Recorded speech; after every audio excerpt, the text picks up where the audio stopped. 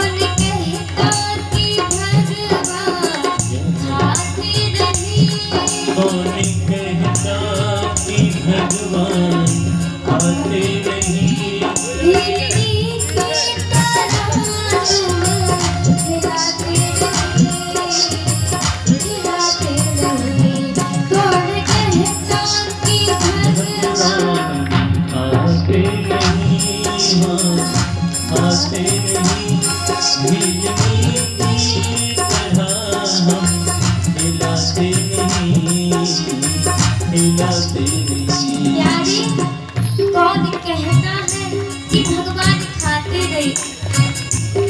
प्यारे, कौन कहता है कि मेरा ठाकुर खाता नहीं?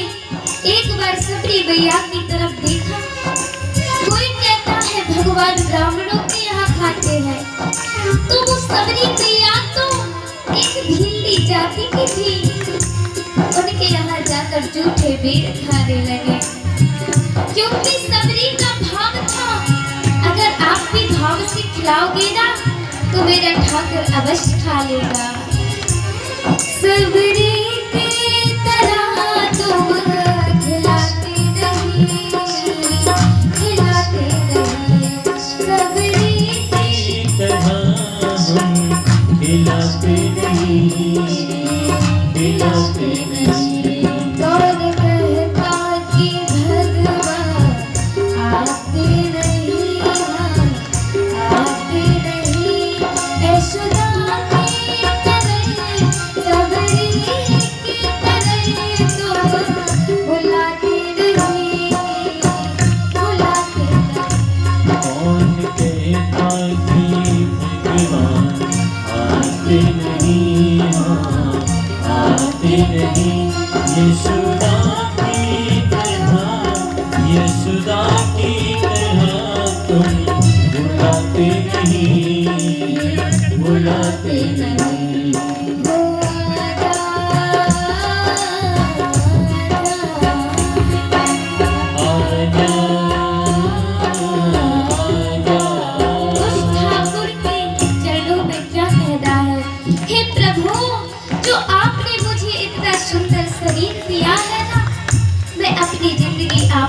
लुटाऊंगा, जिंदगी में तुम्हें लुटाऊंगा, जिंदगी में तुम्हें लुटाऊंगा, लौट कर मैं तेरी तरफ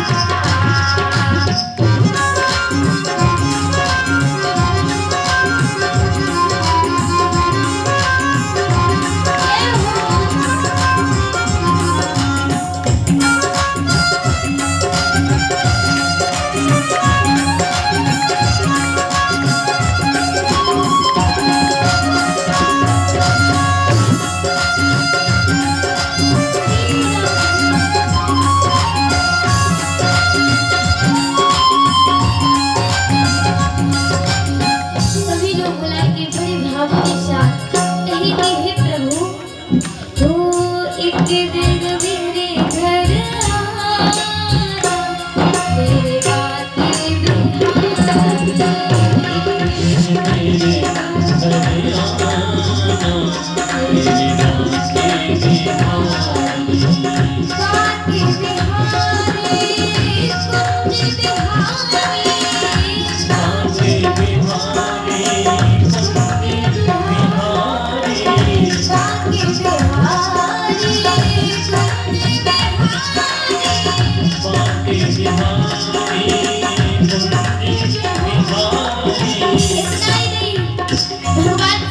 है, प्रभु छम छम छम छम छम छम नाच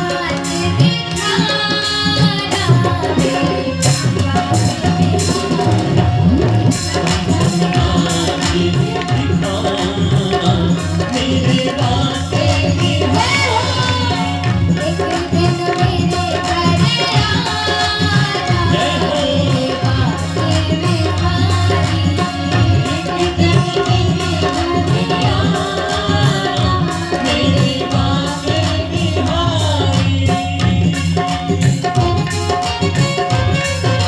पूरी बातें बिहारी लाल की।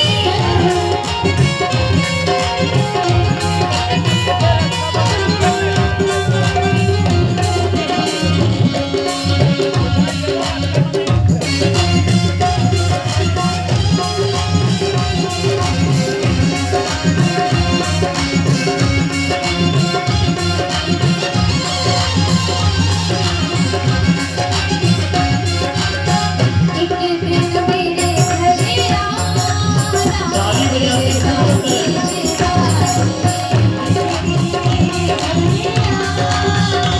मेरे बातें मेरे बातें बिहारी, मेरे बातें बिहारी, मेरे बातें बिहारी, मेरे बातें बिहारी, मेरे बातें बिहारी, मेरे बातें बिहारी, मेरे बातें बिहारी, मेरे बातें बिहारी, मेरे बातें बिहारी।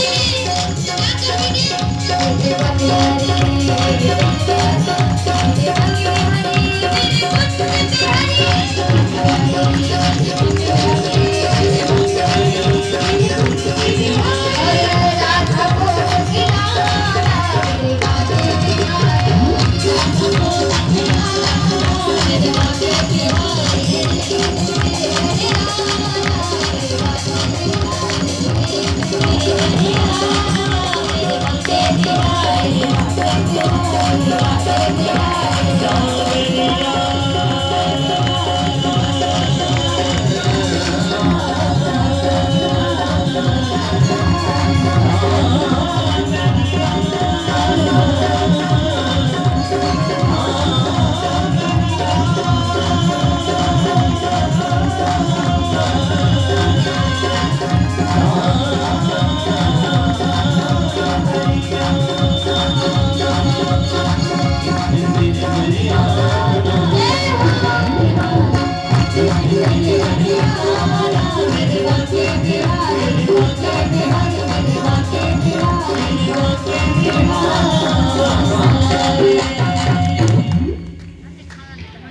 दिन मेरे घर आना, मेरी कुंज बिहारी। हे प्रभु, भगवान से क्या कहता है, हे कान्हा, एक दिन मेरे भी घर आना, मेरे बांके बिहारी।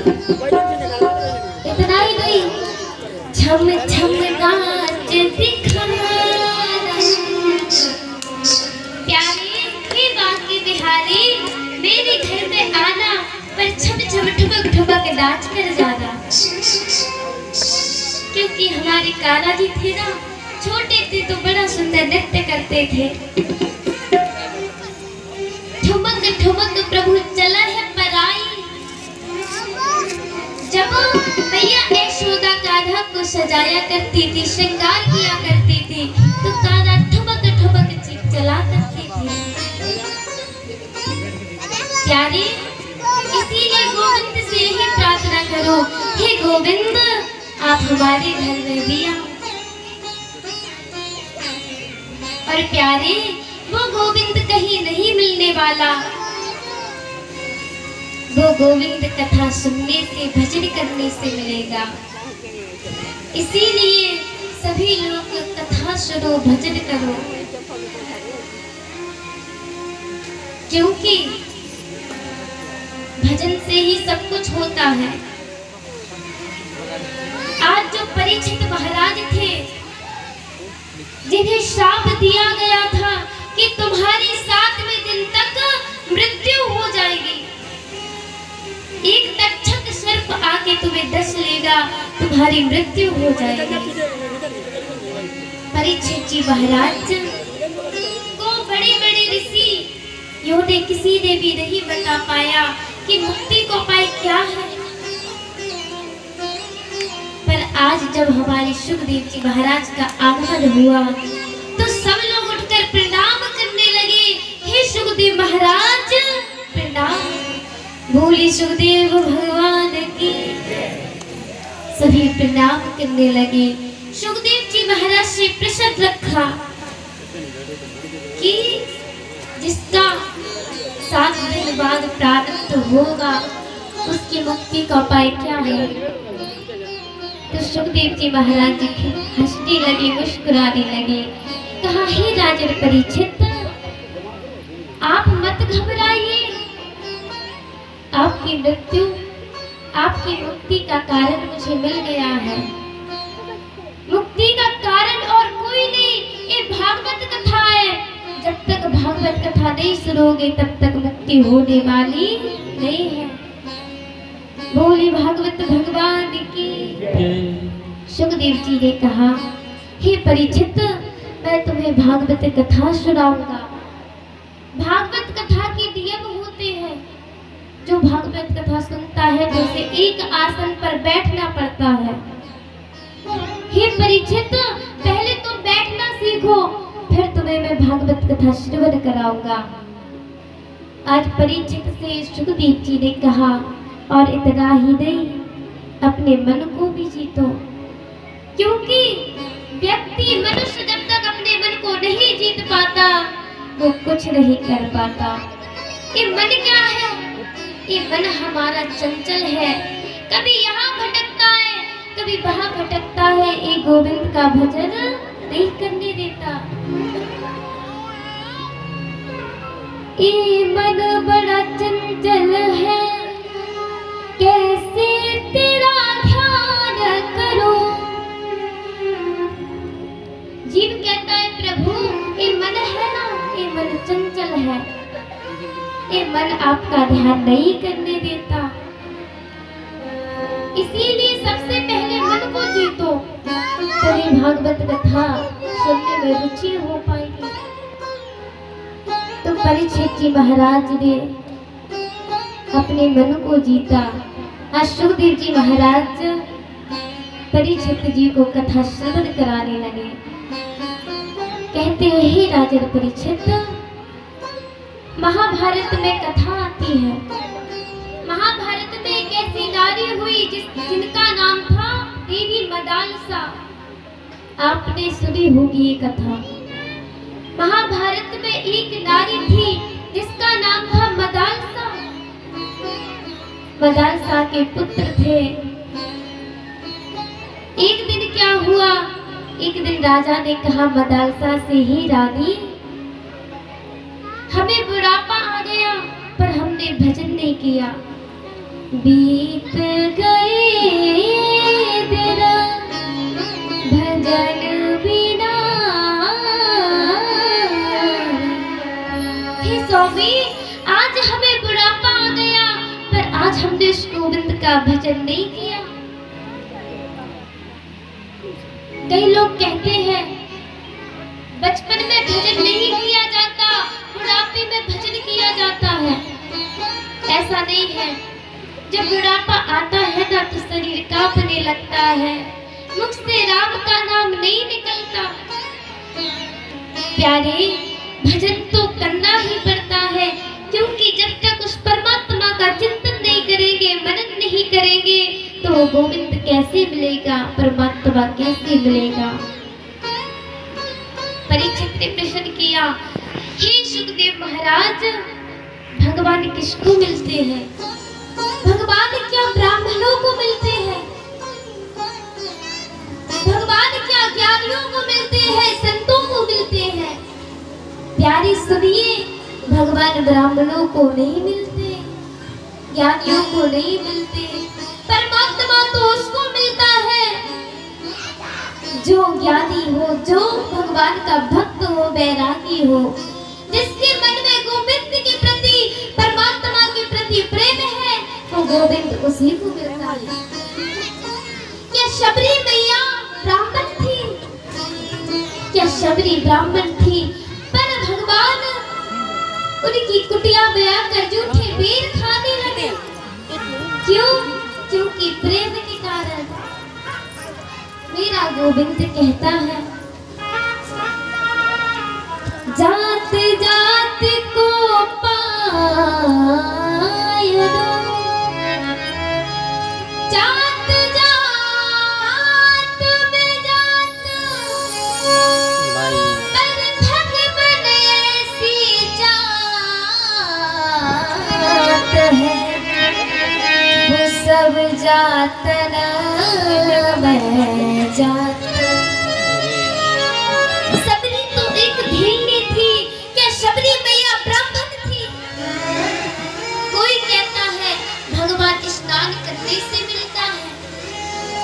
जो स्नान नहीं करता, जो नहीं नहाता, उससे गोविंद नहीं मिलता। जब श्री रामचंद्र जी वन में गए थे तो उन्हें कोल भील मिले थे। जो कोल भील थे ना, वो स्नान नहीं किया करते थे, वो नहाया ही नहीं करते थे। जाड़ों के दिन आते हैं ना तो वो स्नान नहीं करते थे। पर उस परमात्मा ने उन कोल भीलों को अपने गले से लगाया। क्यों? क्योंकि उन कोल भीलों के मन में कपट नहीं था, भगवान के प्रति प्रेम था।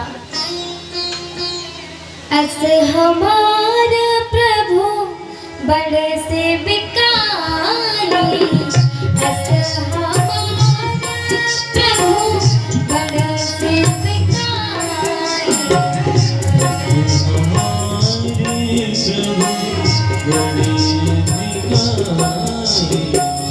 अस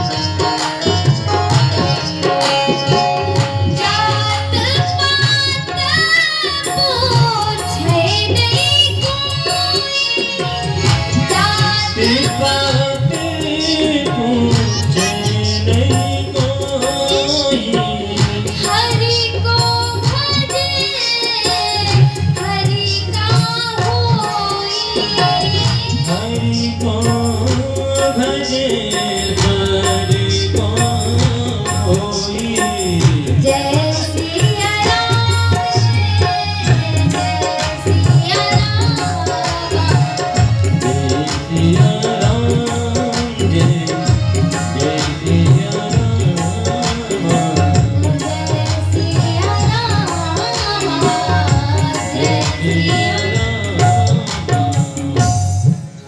प्यारे, जब कुल भीलो को मेरे राम ने अपने हृदय से लगाया तो कुल भीलो ने भी कह दिया, अस हमारे प्रभु बड़े से विकारी, हमारे राम जी बड़े अच्छे हैं, उनके सेवक हैं।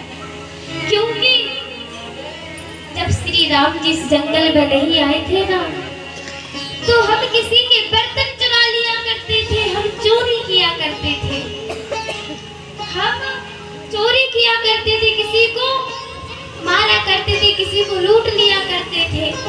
पर हमारे राम जी ने समझाया चोरी एक पाप है, चोरी नहीं करनी चाहिए। हमारे प्रभु ने हमें भक्त बना दिया, धन्य है श्री राम जी। प्यारे, इसीलिए भजन करो रानी मदालसा।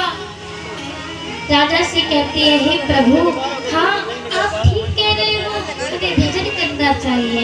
उनका एक छोटा सा बेटा था जिसका नाम था अलग।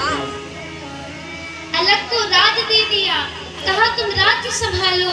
अलग छोटा था, अलग ने कहा, हे पिताजी, हे माँ, मैं छोटा हूँ, मैं कैसे रहूंगा, मेरी रक्षा कौन करेगा? जब भी मुझ पे कोई संकट आता है तो हे माँ, तू मेरी रक्षा करती है। देवी मदालसा ने एक ताबीज दी, उसमें एक मंत्रों को लिख दिया, कहा, हे बेटा, जिस दिन तुम पर मुसीबत हो उस दिन इस ताबीज को खोलकर मंत्र पढ़ लेना। ऐसा कहकर जंगल वन में चले गए। आज यहाँ क्या हुआ, अलग रहने लगा। एक दिन क्या हुआ, एक दिन अलग के ऊपर बड़ा संकट आया। जब संकट आया तो उस ताबीज को खोल के देखा, उसमें मंत्र लिखे हुए थे। उन मंत्रों को पढ़ा, उसमें क्या मंत्र लिखे हुए थे? उसमें लिखा हुआ था, हे बेटा, कभी कुसंग में मत पड़ना, गोविंद का भजन करना, संग सर्वात बनाता च, किसी बुरे लोगों का संग मत करना। आजकल के बच्चे कुसंगति से बिगड़ते हैं। आजकल के बच्चे संगति नहीं करते, कुसंगति करते हैं। मैं ये नहीं कहती कि किसी से मित्रता मत करो, पर मित्रता ऐसे इंसान से कहो जो तुम्हें ज्ञान दे, अज्ञान नहीं। पर आजकल के बच्चों की तो बुद्धि बिगड़ चुकी है। पहले के रघुनाथ प्रातः काल उठ के सुबह उठकर माता पिता को प्रणाम किया करते थे। आजकल के रघुनाथ क्या करते हैं? पहले के रघुनाथ हाथों में पढ़ा करते थे, सुबह उठ के कराग्रे वास्ते लक्ष्मी करवाते सरस्वती, कर बोले स्तुतो ब्रह्मा प्रभाते कर दर्शनम। पहले के लोग, पहले के बच्चे ये पढ़ा करते थे, पर आजकल के बच्चे क्या करते हैं? प्रभाते कप दर्शनम, प्रभाते कर दर्शनम नहीं, कर्मी कर्माने हाथ, हाथों में भगवान का दर्शन किया करते थे। पर आजकल के बच्चे प्रभाते कप दर्शनम, चाय, चाय का कप होता है ना, उसी का दर्शन किया करते हैं। मम्मा कहती है, अरे बेटा मुंह तो धो लो, पर बच्चे कहते हैं, नहीं माँ, हम मुंह नहीं धुलेंगे क्योंकि हम शेर हैं। शेर कभी मुंह धुलता है ना, हम नहीं धुलेंगे मुंह। माँ ने कहा, ठीक है तुम शेर हो। बच्चे गए खेलने के लिए, किसी से पिटकर आ गए, माँ के पास रोने लगे, माँ उसने हमें मारा। माँ ने कहा, बेटा अभी तो तुम कह रहे थे हम शेर हैं, शेर तो पिटकर आ गया। शेर कभी पिटकर आता है? तुम कह रहे थे हम शेर हैं।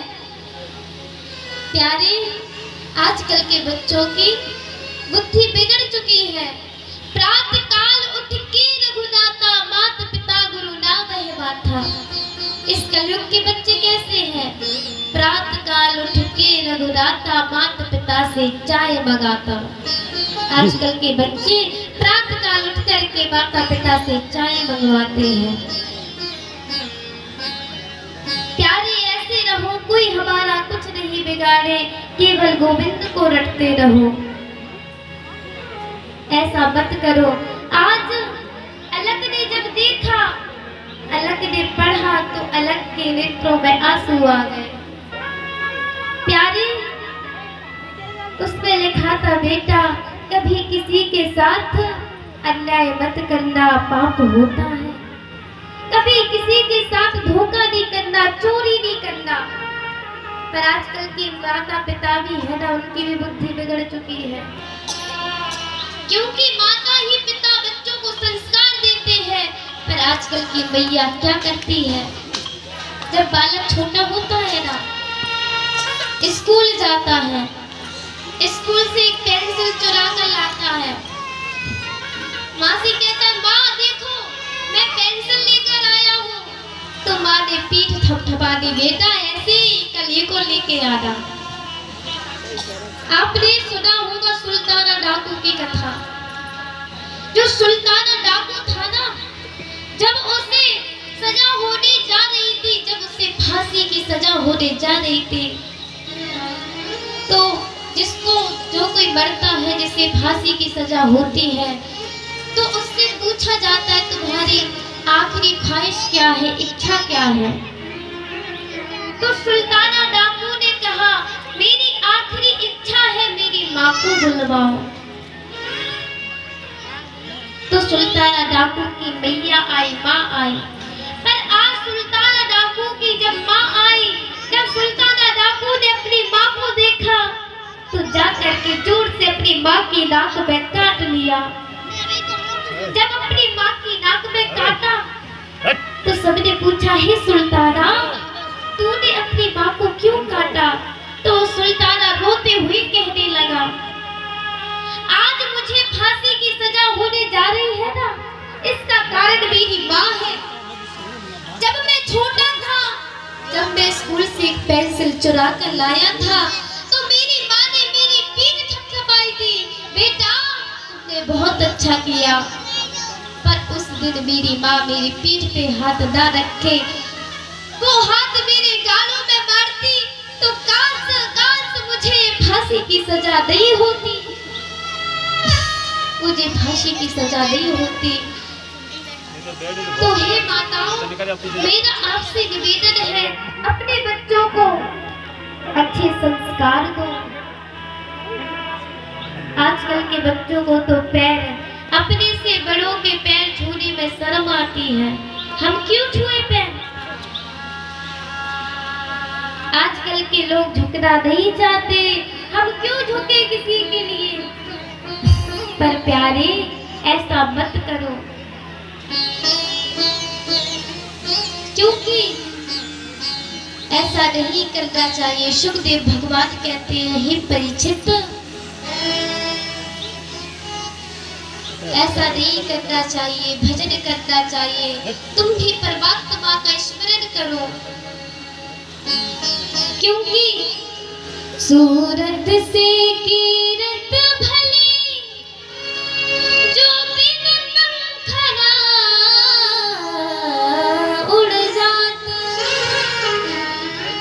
सूरत तो जल जात है, पर कीरत ही रह जात।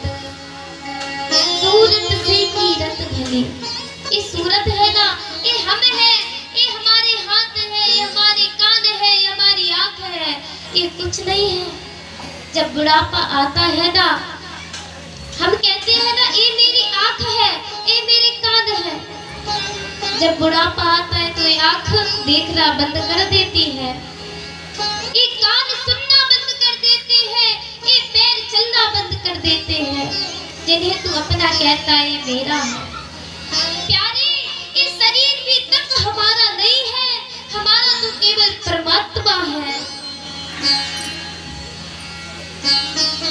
लोग जिस चेहरे पे क्रीम लगाते हैं, पाउडर लगाते हैं ताकि हम अच्छे लगे, पर प्यारे ये सूरत तो जल जाएगी, ये सूरत नहीं टिकने वाली, पर कीर्ति फैल जाती है। सूरत तो जल जात है, पर कीरत ही रह जात।